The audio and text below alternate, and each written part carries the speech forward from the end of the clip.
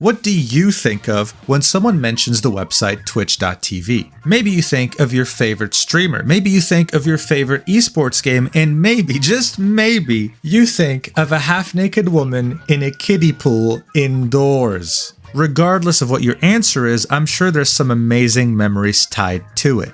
But when I think of Twitch, I think of a grossly mismanaged circus. A circus that is still not profitable after almost 17 years of existence. Yes, they haven't had one single profitable year ever since they were created back in 2007. But that's just the tip of the iceberg.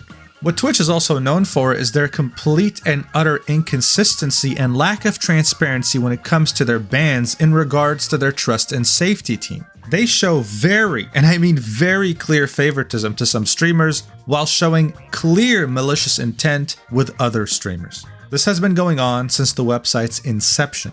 People were hoping that this weird, immature culture of favoritism would go away slowly after Amazon had acquired the website back in 2014 for $970 million. But as you might have guessed, things only got worse. Look, as someone who's been watching Twitch for almost 10 years now, I can sit here and make a 1-hour video of the inconsistencies when it comes to bans and punishments on the platform. But I'll just show you a couple because it'll be enough for you to understand why I wouldn't trust a single Twitch employee to put the fries in the bag at a McDonald's. In 2020, the streamer Alinity was dancing on stream. She showed her nipple by mistake. That's considered adult content. In any case, she got banned for 1 day. Cool. In the same year, 2020, a well-known streamer by the name of Pokimane, who I'm sure you've heard of, opened up a hub link, okay? One of the biggest adult video websites, showing what was on the front page. Yes, many videos of people getting penetrated. She said it was an accident.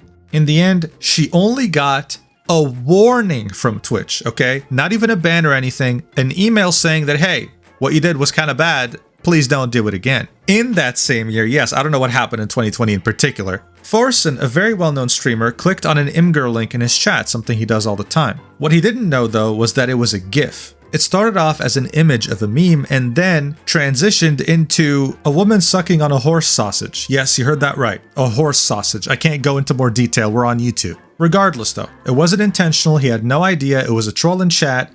What happened? He got banned indefinitely. Yes, forever with no date of an unban. Only getting his ban reversed after more than a month. Now check this out. A streamer was getting backshots live on stream while replying to chat. This went on for multiple minutes as she was getting railed from behind. She gets banned, but for 1 week. She comes back to streaming and blows up. She has over 30,000 followers. You see the pattern here? Exactly. There is no pattern, just clear favoritism and malice towards specific streamers. This is why for a long time, no one could take the platform seriously. In fact, for a long time, there was this running joke. The head of partnerships at Twitch, who has been there for over a decade, even after Amazon buying the company, was a man called Hassan.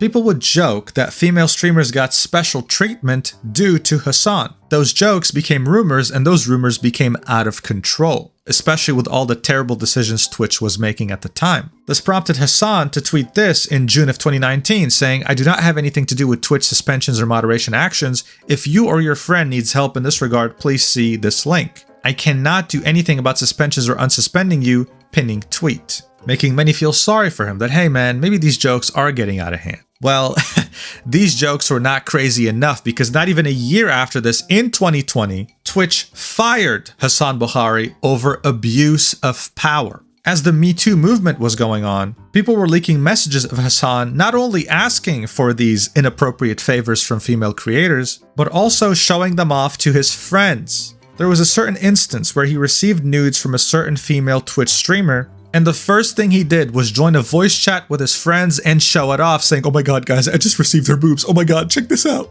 This man was the head of partnerships, okay? He had the ability to give you partner if he wanted to as well, which he definitely did if you sent him inappropriate images as a female creator. And bear in mind, this was 6 years after Amazon had dished almost $1 billion to acquire the website. This showed us that even after all these years, Twitch had the organizational structure of a startup, except It only had the negative aspects of a startup with no positives. Anything from favoritism to cringy-ass bro culture to unprofessionalism and a lot of moments where they were just winging it. Many people placed the blame on Emmett Shear, one of the original 5 co-founders of Twitch.tv, or Justin.tv as it was known before the name change.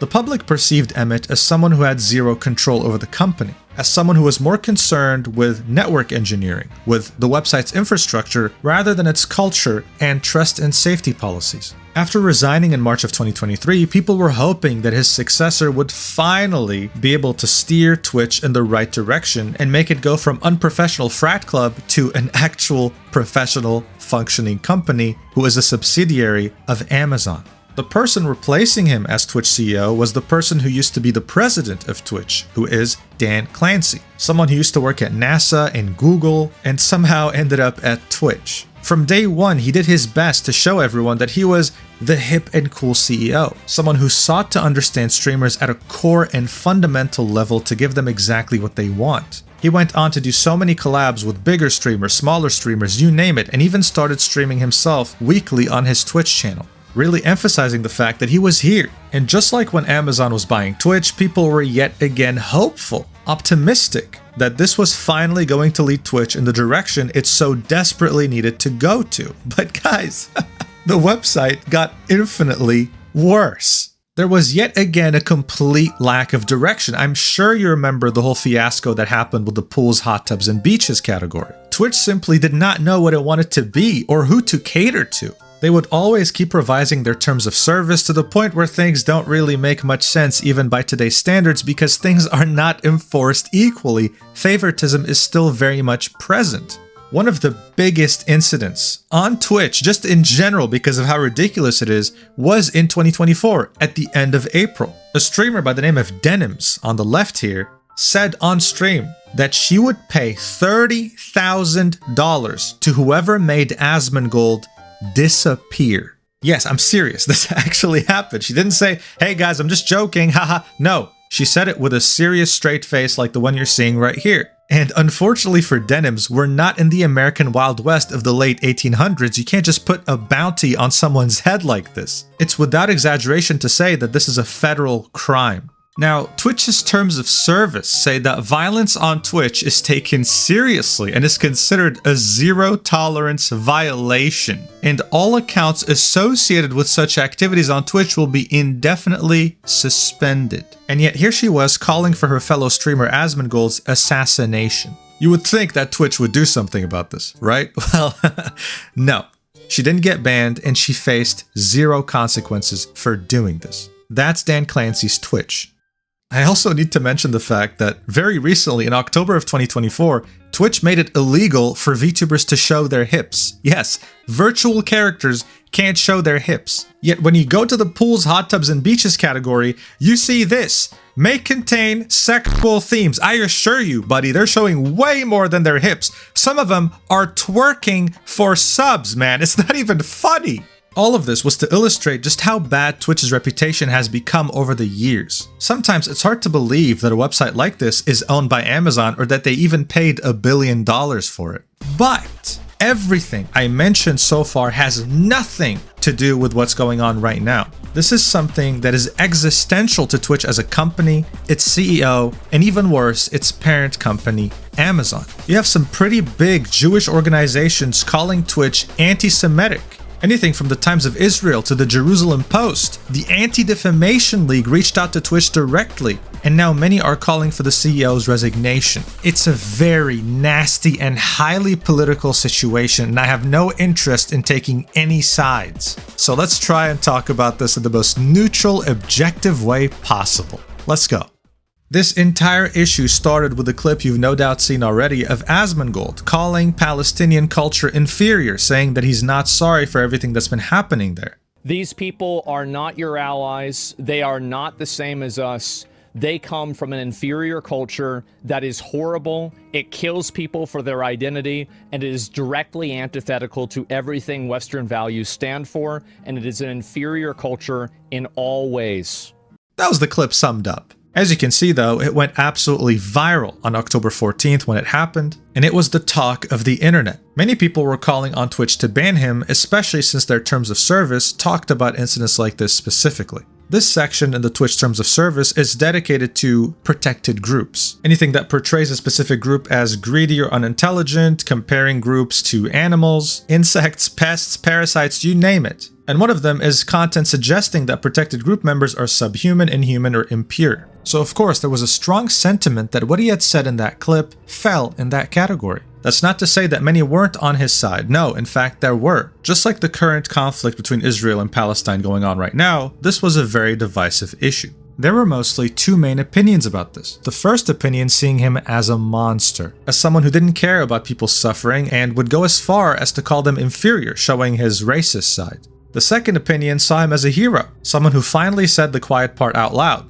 what a lot of people have been thinking. Regardless, as soon as his rant was done, Hassan Abi, a streamer on Twitch who happens to be a political commentator on the extreme left, this is an objective statement by the way, immediately called him on stream and tried his best to explain to him the situation of the whole Palestine-Israel war and why he was being insensitive and wrong in his opinion. After that stream, Asmongold did something extremely rare: apologize. He said, "Looking back on it, I was way too much of an asshole about the Palestine thing. My bad. Of course, no one deserves to have their life destroyed, even if they do things or have views I find regressive. You guys deserve more than me saying stupid shit like that. I'll do better." When it came to Twitter, many of the comments were not on his side. He was ratioed like there was no tomorrow. Well, folks, he said my bad. I think that's a wrap. Shortly afterwards, the consequences to what he had said truly started appearing. The streaming org he had co-founded by the name of OTK released a statement saying that we do not agree with anything that Asmongold has said, and that he will be stepping away from OTK and all of its affiliate companies such as Starforge, a PC building company, Mad Mushroom, a game development studio under OTK, and Mythic Talent, the talent agency he helped co-found. By the way, fun fact, I'm in this agency. I love Mythic Talent. They're really, really cool. Don't get it twisted though. The fact that he co-owns it doesn't mean he owns me. I can call him a bald fuck all I want. I can already see the comments under this video. No, this is not how it works. Anyway, he had to step away from his leadership positions from all of these companies because they didn't want to associate with him anymore.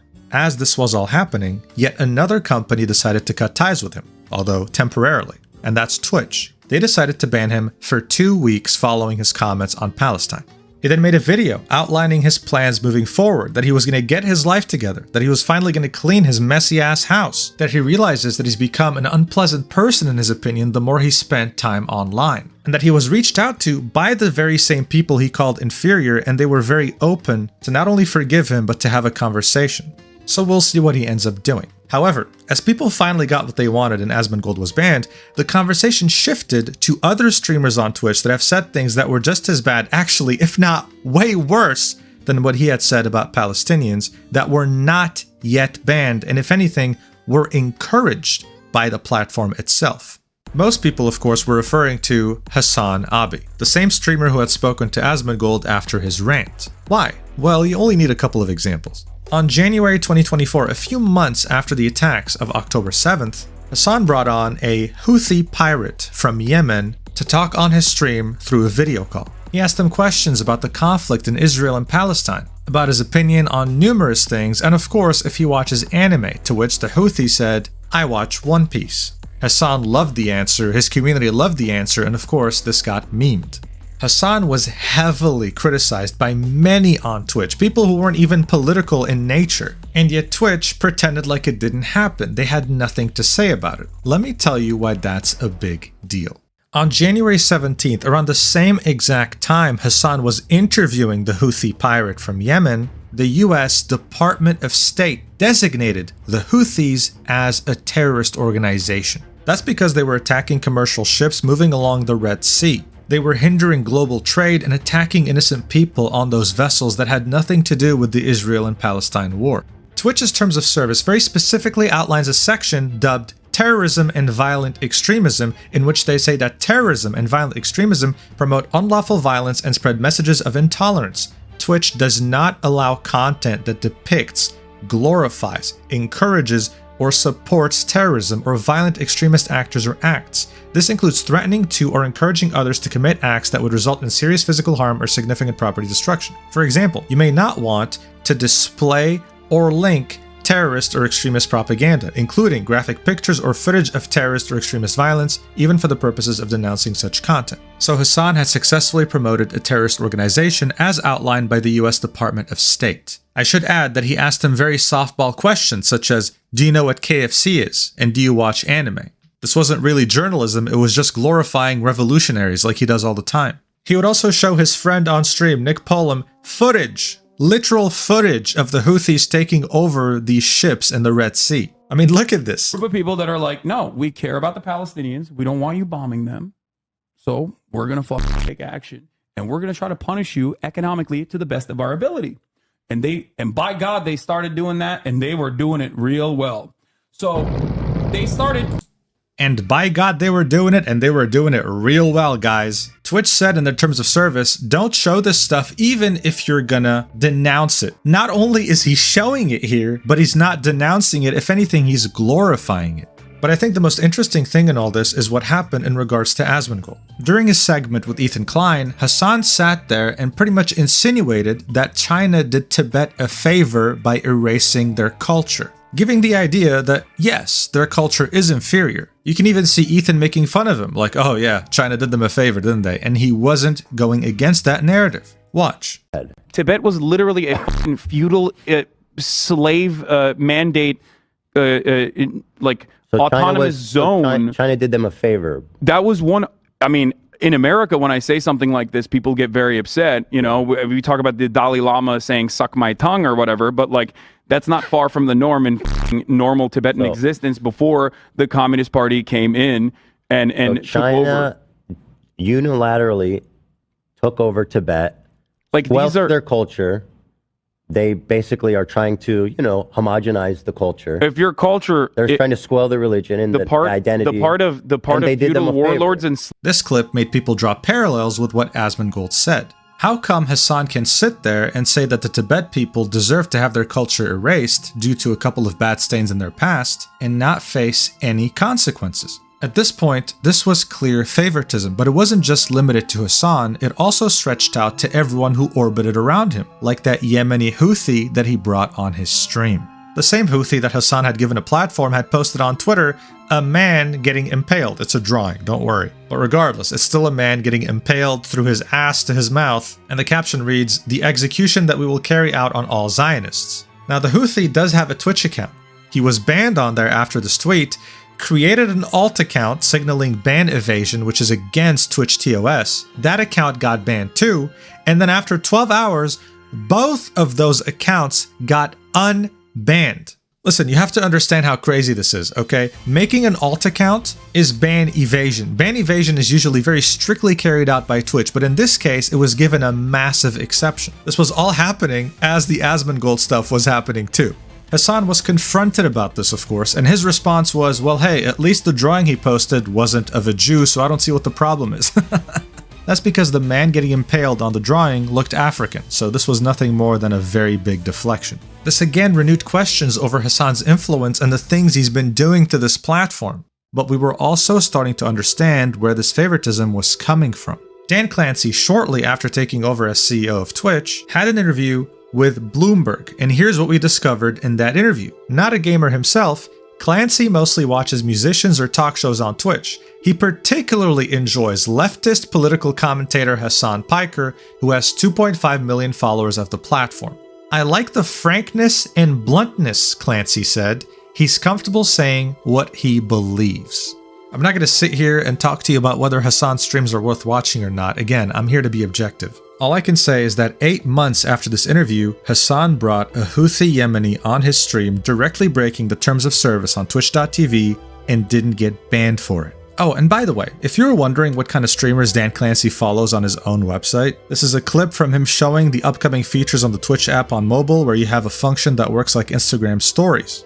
These are all the streamers he follows. Interesting, I kind of see a pattern. Now, what brought us today to this breaking point that we are at, this existential threat that Twitch is facing, is the ecosystem that was fostered by Hassan and his community. One of the main people of interest is Frogan, a partnered Twitch streamer and someone who is considered a close friend when it comes to Hassan. In mid-2024, Ludwig was organizing a charity for Palestine, for the people affected by the war. He said he was going to contribute $10,000 of his own money. Frogan's response? Calling him a slur for white people and saying you can keep your 10K, we don't want it. All while she has an emergency rent donation goal at the bottom of her stream. Now, even though Ludwig is considered to be one of Hassan's close friends, Hassan vehemently defended Frogan's usage of the word cracker here, even though she literally is begging for money to pay her rent and hasn't done anything when it comes to donating to Palestinians. Ludwig was giving away $10,000 of his personal money while encouraging his entire community to donate as well. I don't think you need to be a genius to look at this objectively and realize how ridiculous, how much of a farce this all is. Of course, she suffered no consequences. No one did in this case. A trend continued by Twitch. Recently, just on October 20th, 2024, Frogan, yet again with another controversial take, saying that she hopes all American soldiers get PTSD and get denied access to healthcare live on her stream. I'm not gonna sugarcoat this. She literally said every word. Watch. I have no pity at all for any fucking soldiers. Distress, thank you so much. I will never have any fucking pity for any fucking soldiers. U.S. military? Boo fucking who? I hope you get PTSD. I hope you get PTSD. And I hope you get no health insurance when you get back into fucking America. There were no immediate consequences after she had said this, and if anything, it brought attention to her very problematic past associated with Twitch. It turned out that Frogan was a part of something called the Arabs podcast. And at the latest TwitchCon, back in September of 2024, very recently, they held a panel approved by Twitch in which they had an ethnicity tier list. I'm not even joking. I'm not even making this up. This is real. The whole premise of this was, how would a streamer react about saying the word Habibi? And they had a bunch of streamers ready with the rankings consisting of Arab coded, asks permission to say Habibi, thinks Habibi is a slur and wouldn't want to say it, and the last tier being loves Sabra. So of course Hassan is placed as Arab. I mean, why wouldn't he be? Everyone here loves him and the attention he gives them. A bunch of random streamers that have nothing to do with this, like I don't even know why this is a thing, guys. Don't even ask me. And of course you have the tier saying love Sabra. Now what is Sabra? According to Israelis, Sabra hummus is the most popular hummus brand in Israel. Everyone there has it in their fridge. I think it's fairly straightforward to assume that love Sabra means Israeli, alright? But it also has a very unfortunate double meaning. Sabra also means a Jew born in Israel. So whether that was intentional or not, I don't know. I wouldn't be surprised, but it definitely doesn't help their case. This is practically an ethnicity tier list in which the top is Arab and the bottom is Jewish. That is ridiculous, bro. You can see the sponsors right here: Capcom, Chevron, Samsung. You can see TwitchCon. This was signed off by Twitch to be on stage. This was streamed at TwitchCon. This was an event at TwitchCon with people sitting in the audience watching. How the hell did this happen? I don't understand. How can this oversight happen like this? This just shows you how much of a mess Twitch is. And yet here they were ranking people based on ethnicity. I just can't believe this. And you know what the funny thing is? Even if you were Arab, you probably would not want to be a part of this or associate with people like this, because this is just cringe. What the hell is this? I mean, you have a literal Jew, Ethan Klein, right here in Love Sabra. Like, come on, man, that's crazy. Speaking of Ethan Klein, he's actually been the biggest critic of Twitch and the CEO regarding all this stuff we've talked about in this video so far. When he saw this tier list, he was outraged. And even though at some point he and Hassan were on great terms, he had a lot of criticism towards his behavior and the people he's promoting. And to many, he was seen in the right. His opinion was warranted, that this was crazy. He was saying in his title of his latest podcast, Dan Clancy must resign as Twitch CEO. He also commented on how Hassan reacted to this tier list and had nothing but positive things to say about it. I think I should mention here that Ethan doesn't even consider himself to be a Zionist. He's against Israel's actions, but the only thing he doesn't want is the 8 million Jews born in Israel to not be expelled out of the country. This means that the only thing he and Hassan disagree on is the 8 million Jews point. But still, he's being treated like an outcast and put at the bottom of the ethnicity tier list. The objective question to ask here is, if Asmongold had done a tier list with Israeli on top and Palestinian on the bottom, would he have gotten banned, yes or no? There was clear bias at Twitch now towards the whole Palestine and Israel conflict, and as you thought that things could not get worse, it turned out that Ynet, a pretty popular news outlet in Israel, came out with a report saying that Twitch had blocked anyone in Israel from creating a new Twitch account ever since October 13th. That's October 13th, 2023, by the way, so it's been over a year. Some people tried switching to a VPN to Israel and they would get the same thing. The IP was immediately blocked from account creation. This is the error code you would see.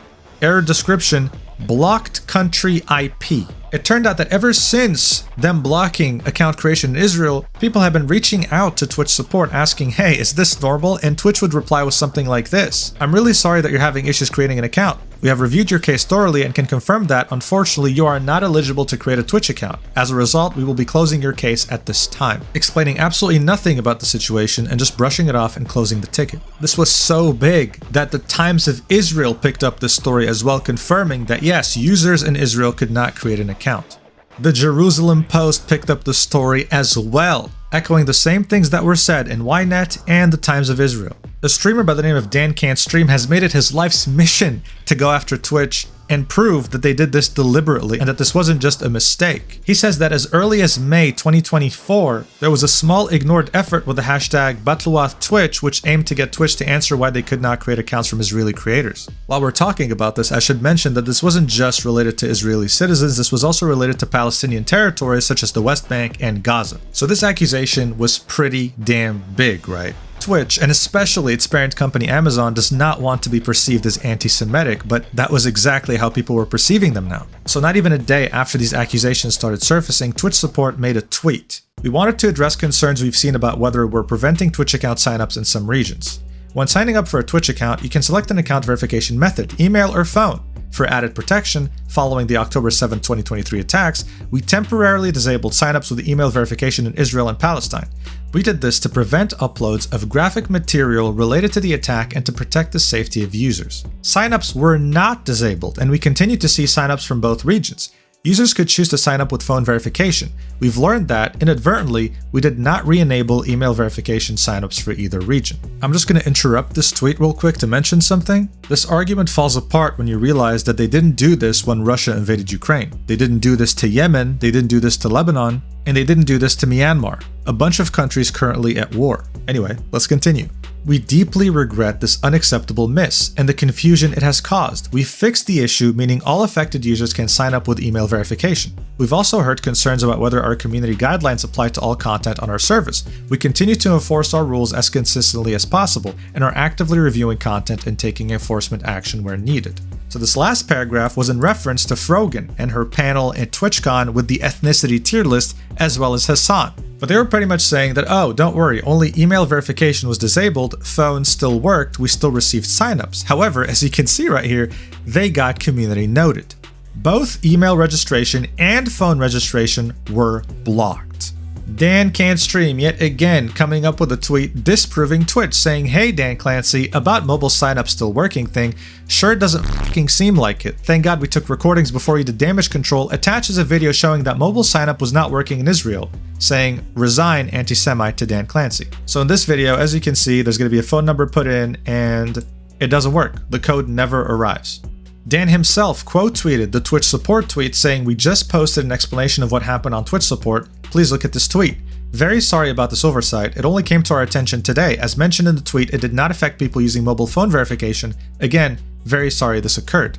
This was getting so out of hand that even the Anti-Defamation League, an American organization made to stop the defamation of Jewish people, had to reach out directly to Twitch to ask for answers and to express their disappointment. This is when things took a turning point. Look, objectively speaking, when the ADL reaches out to you out of concern as a company, it means that unless you change your course of action, you're about to lose every single sponsor on God's green earth. So Twitch is now in full damage control mode. They immediately reissued a ban on the Houthi Yemeni's Twitch channel. He usually streamed things like Rocket League, right? But this time I think it's permanent. And they banned every single streamer on the Twitch sponsored panel. Let me just remind you, this was at TwitchCon, but every single streamer here, including Frogan and Denims, the person who threatened Asmongold's life for $30,000, got banned for 30 days. This is not a permanent ban. This is a 30-day ban. Now, people were wondering how an oversight like this could happen. Almost a year of people in Israeli and Palestinian territories not able to create an account truly made people wonder if this was an oversight or if it was done on purpose. Well, Twitch had a lot of layoffs in the beginning of the year, 500 employees, and DanCan's stream pretty much revealed that most of these layoffs were on the trust and safety team and were relocated to a cheaper location, which is Egypt, a country that doesn't famously have a friendly relationship with Israel. So Dan's theory is that this was why the trust and safety team was so anti-Israel, because they were Egyptians. As this was all happening, a website by the name of DanClancySucks.com got made, hoping to get him fired, saying Dan Clancy's Twitch is an anti-Semitic hellhole, showing you clips of Ethan Klein complaining about this ethnicity tier list they had at TwitchCon, how they banned Israeli and Palestinian accounts, Hassan's many cases of problematic behavior, about how Dan Clancy enjoys watching Hassan. So yes, while the ethnicity tier list streamers got banned for 30 days, Hassan still has not been touched. The reason why so many are pushing for his ban is for fairness, is for, in their eyes, justice. Many are hoping that now, after the ADL and Stop Antisemitism and many other Jewish organizations reached out to Twitch, that we would finally see changes when it comes to their very inconsistent bans that have much favoritism attached to them. Whenever someone mentions Twitch, they have to mention Amazon, their parent company, and I'm sure Amazon does not want to have problems with people like the Anti-Defamation League. More importantly though, this all happened under Dan Clancy's leadership. And it remains to be seen whether Amazon will force him to resign or whether he'll walk away scot-free. The fact that this is being picked up by a lot of the media is showing that this is going to have a very negative impact on Twitch's reputation, and Amazon will definitely be keeping an eye out on that. Let's see what happens. But for now, I hope you enjoyed the video. If you watched till the end, I love you so much. You're awesome, and yeah, I'll see you in the next video. Love you. Mwah.